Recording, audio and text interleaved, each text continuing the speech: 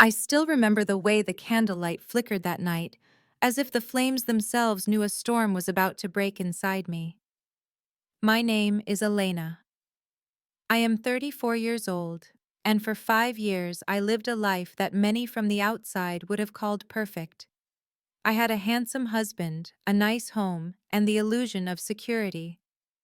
But illusions are fragile things, and mine shattered in the most humiliating way possible at my own anniversary dinner. Even now, when I close my eyes, I can hear the laughter echoing through the restaurant, the clinking of glasses, the hushed voices of friends and family, leaning in the kind of atmosphere that should have wrapped me in warmth.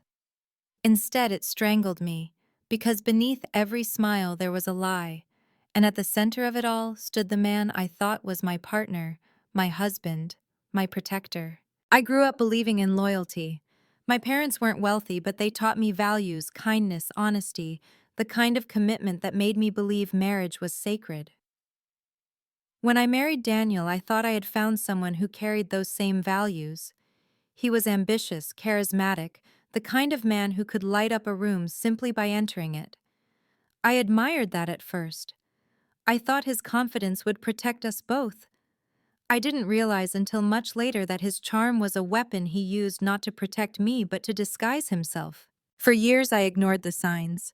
Late nights at work, sudden trips the way his phone never left his hand. Every time my gut twisted, he had an explanation ready. And I wanted to believe him because admitting otherwise would mean confronting the possibility that my marriage, the life I had built, was a house of cards. But the cracks widened. Subtle digs at my worth crept into conversations. He would tell me I was lucky he stayed with me, that without him, I'd be nothing more than an ordinary woman fading into the background. I laughed it off at first, convincing myself he was joking, yet each word lodged itself into me like a splinter, slowly poisoning the way I saw myself. The night of our anniversary, I tried to silence the unease. I wore the dress he once said made me look like I belonged in a magazine. I curled my hair the way he liked. I walked into that restaurant determined to remind him, and maybe myself, that we had once been happy. Our friends and family gathered, raising their glasses in celebration. For a moment, I almost believed the lie again. Then Daniel stood. His glass of champagne caught the light, and he smiled, that familiar smile, the one that had fooled me for so long. He tapped his glass, silencing the room. And then, in front of everyone, he said words that sliced me open, that he had wasted 5 years on someone like me, a gold-digging nobody, a woman who had nothing to offer, but clinging desperation. Laughter rippled through the crowd. Not all of them meant it, but enough did to burn it into my memory forever. I sat frozen. My smile fixed, my heart pounding so loudly I thought it might crack my ribs. My world tilted, the room swaying around me. I wanted to scream, to run, to disappear. But instead I sat there silent because that was what he expected. He thought he had broken me in front of everyone, but what he didn't know was that his cruelty had only pushed me further down a path I had already begun. For months, I had been gathering pieces of a puzzle he didn't even know existed. Phone records, bank statements, whispered conversations overheard when he thought I was asleep. I knew about the mistress. I knew about the shady deals he thought were invisible. And I knew that someday, when the moment was right, I would turn his arrogance into his downfall. That night, as his words cut me, I forced myself to breathe. I forced myself to remember why I hadn't confronted him yet, because revenge is not about anger in the moment. It is about patience. It is about waiting until the knife you hold can cut the deepest. When I looked around the table, I saw my sister's best friend avoiding my gaze, her cheeks flushed. I had suspected the affair, but seeing her reaction confirmed it. My chest tightened, but my lips curved into the faintest smile. They thought they were humiliating me. They didn't realize they were giving me the final piece of the puzzle. I excused myself from the table, claiming I needed air. Outside, the night was cold, the wind sharp against my skin, but it steadied me. I looked up at the stars and whispered to myself that this was the beginning of the end, not for me, but for him. For the man who thought he could strip me of dignity and walk away untouched. That was the night my pain became my weapon. That was the night Elena, the obedient wife, died and someone stronger was born. In the weeks that followed, I played my role carefully. I smiled when he expected me to smile. I listened when he boasted. I nodded when he dismissed me. And all the while I built my case. I learned how to hide my strength in plain sight, how to let him underestimate me until he no longer saw me as a threat. Looking back now, I realize how dangerous silence can be. He thought my silence was submission, but it was strategy. He thought my tears were weakness, but they were fuel. And as each day passed, I grew stronger, sharper, more certain that when I finally moved, it would be devastating. But the truth is, revenge is never simple. It eats at you. It forces you to confront not only the person who hurt you, but the parts of yourself that allowed it to happen. Late at night, when he slept beside me, I would stare at the ceiling, torn between love rage and the fear that I was becoming someone I no longer recognized. Yet deep down, I knew there was no turning back. Because once someone shatters you publicly, there is no healing without justice. And I would have justice even if it meant burning down everything we had built. The story I am about to tell is not just about betrayal. It is about the slow unraveling of trust, the quiet gathering of strength, and the moment when silence turns into fire. It is about how a woman once humiliated at her own anniversary dinner reclaimed her voice and turned her pain into power. And it all began that night with a glass of champagne raised in mockery and a smile that hid the storm I was about to unleash. In the days after that dinner, I moved like a ghost through my own house. The humiliation clung to me, replaying in my head with cruel precision the laughter, the whispers, the look of pity on my mother's face, the flushed cheeks of my sister's best friend. Each detail was carved into my memory like scars that would never fade. Daniel, on the other hand, acted as if nothing had happened. In fact, he seemed energized, walking with a swagger, smiling at himself in the mirror, leaving his dirty dishes on the table as if I were his maid. He would pat my shoulder and say things like, "Don't take everything so seriously," as if public betrayal were nothing more than a harmless joke.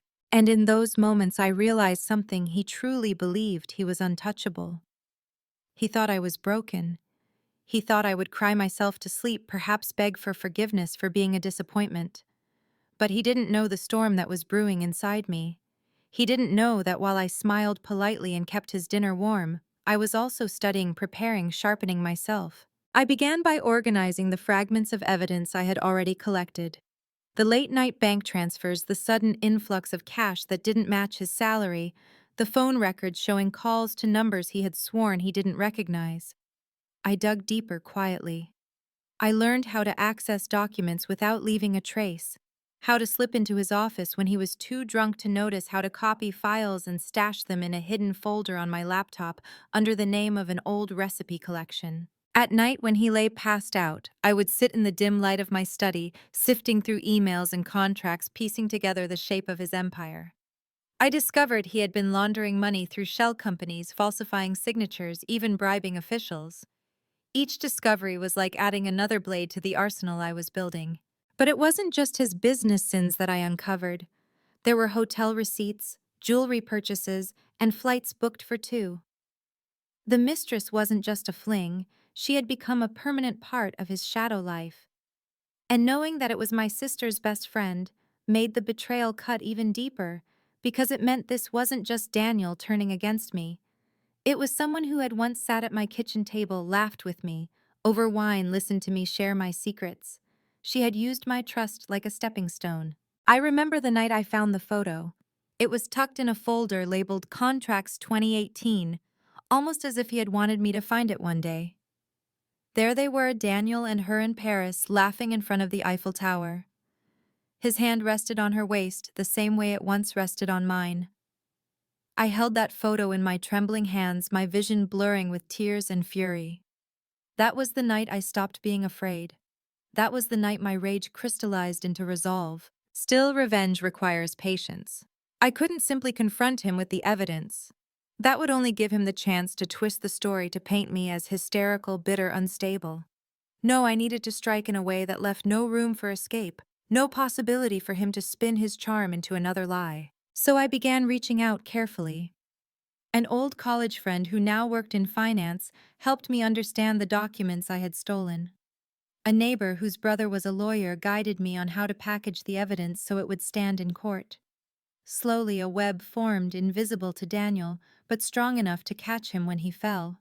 But planning revenge is not the same as living with betrayal. Every morning I still had to sit across from him at breakfast, pretending his presence didn't sicken me. Every evening I had to watch him button his shirt, spray his cologne, and head out into the night, knowing he wasn't coming back to me. The silence between us grew heavy, suffocating, but I endured it. Because endurance was the weapon he could never imagine me wielding. There were moments of weakness, of course. Nights when I would curl up in bed, clutching the photo, asking myself if I was strong enough. Doubts whispered that maybe I should leave quietly, cut my losses, start over. But then I would remember the sound of that restaurant, the humiliation burning my skin as people laughed, and my resolve would harden again. I owed it to myself not to vanish quietly. I owed it to the woman who had been humiliated to rise from the ashes with fire in her hands. The turning point came one evening when Daniel stumbled home drunk, his phone slipping from his pocket as he collapsed onto the couch. I picked it up, my heart racing, and there it was, a message thread with the mistress. Words of love, of plans to leave me soon, of mocking my boring existence. One message in particular froze my blood. "Don't worry, she'll never have the guts to fight back. She's weak. She's nothing without me." I stared at those words until the letters blurred. Weak. Nothing. For years he had drilled those words into me, and here they were immortalized on his screen. I smiled a cold, sharp smile that he never saw. Because those words weren't just insults anymore, they were prophecy, but not the way he thought. He believed my silence meant surrender, when in truth it was the silence before a storm. I printed those messages the next morning, sliding them into a folder with the rest of my evidence. My arsenal was nearly complete. All I needed was the right moment, the stage on which to reveal his downfall, and fate, cruel and poetic as it often is, handed me that stage without me even asking. Daniel's company was hosting a grand gala to celebrate a new partnership. Business leaders, investors, family, and friends would all be there. The perfect audience, the perfect spotlight. I decided then and there that would be the night I would stop pretending. That would be the night I would burn his empire to the ground. The weeks leading up to the gala were torture, but I endured them with a mask so convincing even Daniel didn't notice the fire in my eyes. He bragged about the event, about the power he held, about how everyone would look at him with admiration. He had no idea they would leave looking at him with disgust. On the day of the gala, I stood in front of the mirror, wearing a black gown, my hair pinned elegantly, my face calm. But beneath the surface, I was electric, every nerve sharpened by anticipation. I looked into my own eyes and whispered, "Tonight you take back your life." When I walked into the ballroom, the chandeliers sparkled above me, music swelled and laughter filled the air. Daniel held court at the center, his arm draped around the woman who had once called me sister. For a moment, rage threatened to consume me, but I steadied myself. I hadn't come for rage. I had come for justice. And as I took my place among the guests, clutching the folder that held the truth, I knew there was no turning back. The ballroom smelled like lilies and expensive cologne, an aroma that used to make me feel like I belonged in a world I'd worked hard to be part of. Tonight it felt sickly sweet, a perfume that tried to mask rot. Crystal chandeliers scattered light across faces I once trusted. They all smiled as if the world were still simple wine glass here. Polite laugh there, the polite hum of people practicing to admire the man at the center. Daniel moved among them like a king in a play he wrote for himself. He didn't know the script had been handed to me. I held the folder against my chest like a talisman. It contained everything: invoices with falsified line items, money transfers routed through accounts in Cyprus and Malta, signed contracts with names that didn't exist, and on top of it all, the messages, the cruel little love notes he sent to her, the way he referred to me as background noise. I had made copies and sent them to a lawyer, an investigative journalist I trusted, and the authorities. The plan was not just to humiliate him in front of this room. It was to make sure the world could not unsee what it was about to learn. He raised his glass for a toast, right on schedule, voice smooth and practiced. I could feel the room tilt toward him, the centrifugal force of his ego pulling everyone's attention. He began to speak about partnerships and legacy, about how hard work pays off his eyes, finding mine briefly, and flashing with the smugness that had fed him for years. I stayed poised. I let his words wash over me until the exact moment my stomach was certain of the timing. When he finished, the applause felt like the beating wings of a trapped bird. I stood. The movement was small, hardly noticeable, but to me, it was seismic. I walked to the microphone with a smile that felt like armor. For a second, someone close to me, my mother perhaps, caught my eye, and there was that tiny nod, the kind that said, "Yes, you can do this." The microphone felt cool under my fingers. I inhaled and then spoke. "I would like to say a few words," I said, and the polite chatter thinned. The hushed expectation that followed felt like a field of grass ready to be trampled. I didn't mince words. I spoke plainly about integrity, about trust, about what happens when someone's image becomes a mask to hide illegal deeds. I watched as his smile faltered, tiny fissures opening where he had practiced his charm for so long. Then I unfolded the folder and began to read. I read aloud the dates of transfers, the names of shell companies, the number of the account that had received payments that matched suppliers who never supplied anything. I read messages that were not private expressions of love, but evidence of collusion arrangements to launder funds through hospitality contracts, art deals that were thinly veiled payouts. My voice didn't waver. It was steady in a way I had not known I could be. I used names. I used figures. I used the truth. There was a stony silence, the kind that shows people are recalibrating what they thought they knew. Faces around me shifted, some registering shock, some anger, others denial, so rigid you could see it crease like cardboard. Daniel's face went through a cycle I knew well. First confusion, then dismissal, then the flaring of a man who believed himself untouchable. He stepped forward, voice loud and outraged. "You can't fa-boo this," he began, but the word died on his lips.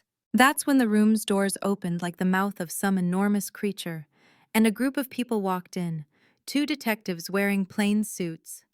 The investigative journalist I'd contacted, his cameraman, and Mara, my lawyer, whose calm face had become a small island of certainty I clung to. The journalist carried a folder with a headline already printed, "Corporate Fraud Uncovered."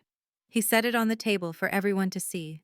The murmurs that followed were a new kind of music, sharp, immediate, impossible to ignore. Daniel tried to seize the narrative, tried to laugh it off as drama, as accusation without proof. But the detective spoke with the slow authority of someone who has seen too many excuses. He asked for the documents. I handed them over. The journalist pulled out his recorder. Questions that Daniel hadn't rehearsed filled the air. Investors who had been smiling minutes earlier now exchanged glances that tasted of betrayal. The woman who had once called me sister swallowed hard, her face a pale mask. The look she gave him, part anger, part fear, was one I will never forget. He sputtered, charm evaporating like cheap varnish under hot lights. He launched into his defense, but his words were thin. More importantly, they cracked when the journalist mentioned the bank account numbers and offshore transfers. People began to step back as if some invisible force field had been lowered between them and him. Partnerships were being reconsidered in the span of a breath. Text messages buzzed quietly through pockets as people checked their own connections, their own exposure. My mother gripped my hand, then her fingers cold and steady. She didn't look at me with pity. She looked at me with a fierce sort of pride that hit me in the chest. The room's energy shifted from spectacle to acute crisis. Daniel realized the play had ended, and a real trial had begun. He turned to the woman at his side, the one who smiled at his jokes and ate his compliments like candy. And for the first time I watched fear flicker in his eyes. Not fear for me, fear for himself. The next hours were a blur. Phone calls that sounded like detonations, people pulling away, whispers that swelled into a storm. The journalist wanted an exclusive, of course. The detectives took statements. Mara negotiated for patience so the authorities could process what was happening without interference. She leaned in and told me quietly that I had done everything necessary. She had the copies, the timestamps, the witness statements. We had built the case with care so that it could not be dismissed as a vindictive act. Daniel's campaign of charisma tried one last gasp. He accused me of making this up, of betraying his trust, of being the kind of woman a man like him had to tolerate rather than celebrate. The cruelty of those accusations would have once stopped me cold, but the room had already shifted. People didn't look at me with the small pity I'd feared. They looked at him with questions. Where had he spent the money? Why had contracts been signed this way? Who among them had been lied to? Outside, the paparazzi, always alert to blood, began to gather like vultures. A headline someone typed into a phone became the headline that would follow him to the end of the day. CEO, under investigation after allegations at gala. Within an hour, the story began to ripple outward. Investors called lawyers. Sponsors paused. Board members demanded emergency meetings. The man who had thought only of himself woke to find his world being dismantled by the very truth he had thought so cleverly hidden. But even as the walls closed in around him, there was a part of me that felt an emptiness I had not anticipated. The spectacle was intoxicating, but it did not fill the hollow left by the betrayal. The satisfaction of seeing his face go pale was real, but it was not the same as peace. I had wanted justice, and I had taken steps to make sure it happened, but I hadn't realized that the work of healing would require more than exposure. It required rebuilding a life that was truly mine. That night, the house felt alien. The laughter from a few nights ago had been replaced by the heavy slam of doors and the frantic tapping of messages. Daniel paced like a caged animal, a man whose mask had finally slipped. He hurled accusations, then controlled them, raged, then sobered, threatened, then begged. For a while, he tried every tool he knew. Guilt, charm, manipulation. None of it worked.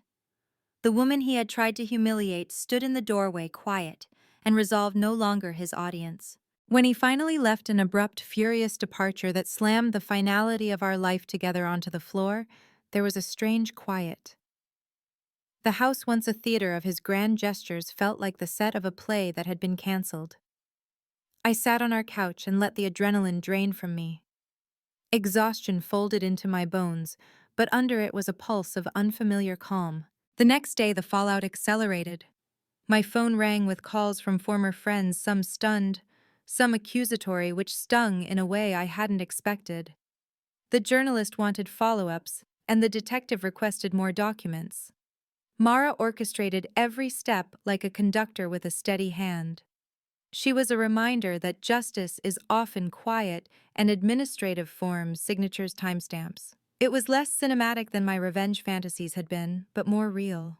And then came the surprise. I woke to an email from an account I didn't expect, someone from the company's board, that had remained silent until the storm proved impossible to ignore. The note was short. We would like to meet. Bring everything you have. It was an invitation that felt like an audience with destiny. I sat back and tried to breathe. This wasn't only about him anymore. It was about the web he had spun and the lives he had used to weave it. As the sun set that evening, the house felt both smaller and immeasurably larger. The stage that had been set to humiliate me was now the arena for truth. I had walked into the ballroom to expose him and walked out with the legal machinery of his empire starting to unspool. But the surprise looming on the horizon made my chest twist with something I couldn't name, yet anticipation, fear, the possibility of a closure I had not imagined. The meeting with the board was set in a room so polished it almost mocked me. Mahogany table, gleaming bottled water lined like soldiers, the cold hush of air conditioning that smelled faintly of old money. They sat across from me, their faces carved into masks of neutrality. Yet behind those masks I could sense fear. Not for me, but for themselves. Daniel's empire had not only been his, it was a stage they had all stood on, basking in the glow of his supposed brilliance. Now the stage was burning, and they wanted to know if the flames would lick their feet too. I placed the evidence on the table, folder after folder, copies and timestamps, and the paper trail of his arrogance. I spoke not as a betrayed wife, but as a witness. I described the accounts, the transfers, the conversations, the fraud. My voice did not shake. Every syllable was a strike of a hammer, every page a nail sealing the coffin of his image. They listened, some shifting uncomfortably, others scribbling notes. One man cleared his throat and asked if I realized the magnitude of what I was doing. I looked him in the eye and said, "Magnitude is why it must be done." When the meeting ended, there was no applause, no comfort, just silence and the heavy weight of inevitability. They thanked me with tight voices, promising next steps. I walked out into the evening light, the sun setting in streaks of gold, and for the first time in months, I felt a flicker of freedom. But freedom is never simple. It comes tangled with grief, with the sharp ache of loss, with the awareness that justice does not erase wounds. Daniel, of course, did not surrender quietly. In the days that followed, he turned his fury on me. Threatening calls, desperate pleas, promises that he could change. He accused me of betrayal, of conspiring against him. I let the words wash over me like waves against stone. The truth was already bigger than either of us. His downfall was no longer in my hands. It was in the hands of the law, of the media, of the investors fleeing like rats from a sinking ship. But betrayal doesn't bleed out in a straight line. It curls back on itself, tangling with memory. At night, I still heard his voice in my head, the laughter at the restaurant, the mocking tone that had sliced me open. Sometimes I woke trembling, the echo of humiliation vibrating in my bones. Other times I dreamt of revenge in vivid detail, only to wake and realize the reality was both harsher and less satisfying. Because what do you do when the man you once loved, the man you shared a home with, becomes nothing but a cautionary tale? I tried to move forward. I spent time with my mother, who sat me down with tea and told me stories of her own quiet resilience. I reached out to friends I had let drift away during my marriage, and to my surprise, some reached back. There was laughter again, tentative but real. Yet even in those moments of light, a shadow lingered, the knowledge that Daniel was still out there thrashing against the net, and that part of me still waited for the final blow to land. The final blow came sooner than I expected. One morning my lawyer Mara called, her voice calm but edged with something I recognized as triumph. "He's been indicted," she said. The words cracked through me like thunder. Fraud, embezzlement, tax evasion? The list went on. The evidence had spoken louder than his charm ever could.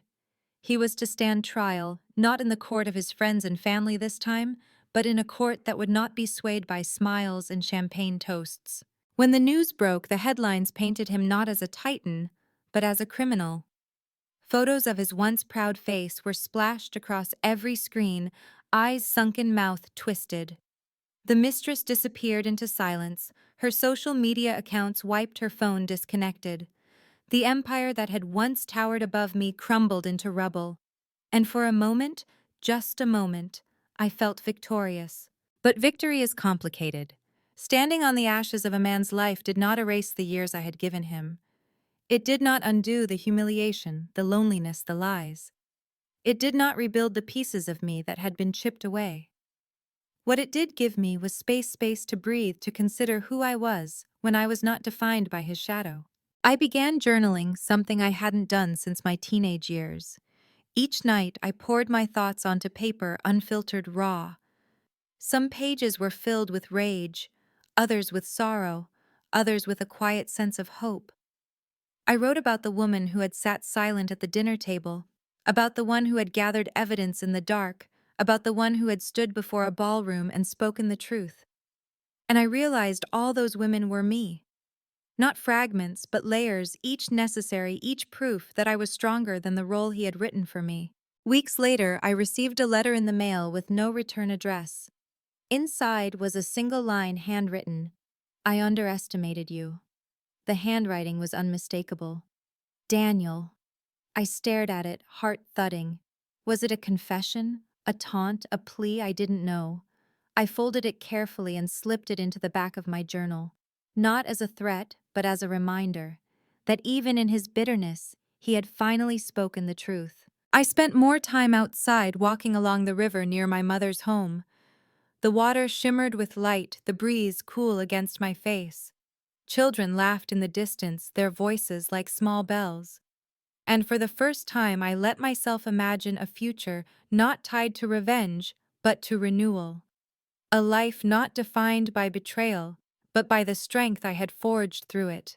Yet part of me knew the story wasn't quite finished. Trials take time, whispers linger, and in the quiet memories still clawed at me. Healing. I was learning is not a destination. It is a road you walk every day, sometimes steady, sometimes stumbling. But it is a road worth walking because it leads away from the shadows and into the light. I no longer feared the silence of night.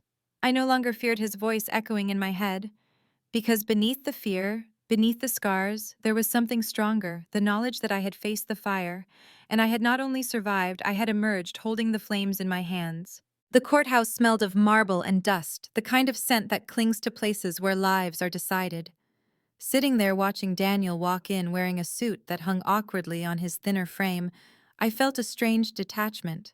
Once that sight would have made my chest tighten with love or fear. Now he was simply a man facing the consequences of his choices. His eyes flickered toward me, searching for something: anger, fear, maybe even regret. I gave him nothing. I had given him enough already. The trial was brutal, not for its theatrics, but for its relentless presentation of facts. Prosecutors laid out the evidence with clinical precision: bank statements, contracts, testimonies. Every word was a blade carving away at the image Daniel had so carefully built. I listened calm, my hands folded in my lap. There were moments his lawyer tried to paint me as vindictive, a bitter wife out for blood. But the paper trail was undeniable. The lies were too many, the holes too wide. Truth, I realized, has a weight that even charm cannot outshine. What shook me most was not the evidence of fraud I had lived with that knowledge for months, but the testimonies from people I once thought had admired him. Business partners who revealed he had cut them out. Friends who confessed he had used them. Even family members who admitted they had long suspected, but stayed silent. Each voice chipped away at the facade until there was nothing left but a hollow man standing on the witness stand, his arrogance stripped bare. When the verdict came guilty on multiple counts, there was no cheer, no gasp, just silence. A silence so profound it seemed to echo off the walls, a silence that carried the weight of inevitability. Daniel lowered his head, and for the first time in years he looked small. Not powerful, not invincible, just a man brought down by his own hubris. Walking out of that courtroom, I thought I would feel triumphant, but what I felt was release, like a bird that had been held too tightly, suddenly realizing the cage door was open. The air outside was cold, crisp, and it filled my lungs in a way it hadn't in years. I was free not just of him, but of the weight of silence, of the fear that had pressed against my ribs like iron. But freedom doesn't erase the scars. Nights still came when I woke from dreams where I was back at that anniversary dinner, laughter tearing me apart.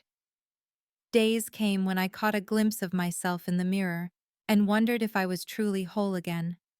Healing was not a single moment. It was thousands of small ones. A cup of coffee savored alone, a laugh with my mother, a sunrise that painted the sky gold. Piece by piece, I rebuilt myself, not into the woman I had been, but into someone new, someone who carried her wounds with pride because they proved she had survived. Months passed. Daniel was sentenced, his empire dismantled, his name dragged through headlines until it became synonymous with scandal. People stopped whispering about me as the wife who was humiliated and started calling me the woman who stood up.